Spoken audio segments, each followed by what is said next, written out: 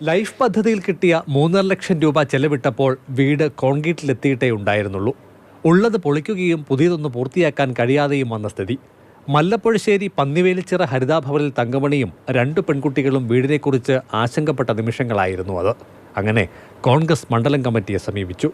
വീട് പണി ഏറ്റെടുത്താൽ പൂർത്തിയാക്കാൻ കഴിയുമോ എന്ന സംശയമുണ്ടായിരുന്നുവെങ്കിലും കൈകൊടുത്തു. സ്വദേശത്തും വിദേശത്തു നിന്നുമായി പാർട്ടി പ്രവർത്തകർ ഒരേ മനസ്സോടെ പ്രവർത്തിച്ചു. ചിലരൊന്നും രാഷ്ട്രീയമേ നോക്കാതെ ഇടപെട്ടു. ചിലർ സാധനങ്ങൾ വാങ്ങി നൽകി, മറ്റു ചിലർ മൺവെട്ടിയും കൂടെയുമായി കൂടി. ഒരിക്കലും ഞാൻ എൻ്റെ സ്വപ്നത്തിൽ പോലും വിചാരിച്ച അല്ല ഇങ്ങനെ ഒരു വീട്ടിൽ എൻ്റെ ഭർത്താവ് നഷ്ടപ്പെട്ട അവസ്ഥയിൽ എനിക്കും എൻ്റെ മക്കൾക്കും കയറി കിടക്കാൻ പറ്റുമെന്ന് ഒരിക്കലും ഞാൻ വിചാരിച്ചതല്ല. 3.25 ലക്ഷം രൂപ കൂടി ചെലവിട്ടതോടെ 2 കിടപ്പുമുറികളും അടുക്കളയും സ്വീകരണമുറിയും ചന്തമുള്ളതായി മാറി. ഒപ്പം ഒരു അറ്റാച്ച്ഡ് ബാത്റൂമും.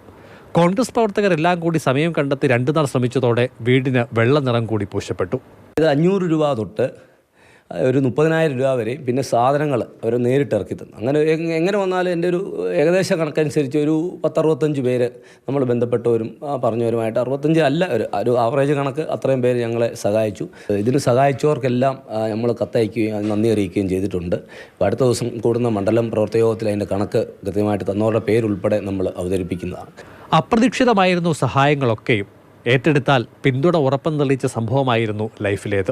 അത് കൂടുതൽ സഹായകരമായ പദ്ധതികൾ ഏറ്റെടുക്കാൻ പ്രേരണ നൽകുന്നുവെന്നാണ് മണ്ഡലം കോൺഗ്രസ് കമ്മിറ്റിയുടെ വിലയിരുത്തൽ. മുതിർന്ന കോൺഗ്രസ് നേതാവ് രമേശ് ചെന്നിത്തല വീടിന്റെ താക്കോൽ കൈമാറി. മാതൃഭൂമി ന്യൂസ്, പത്തനംതിട്ട.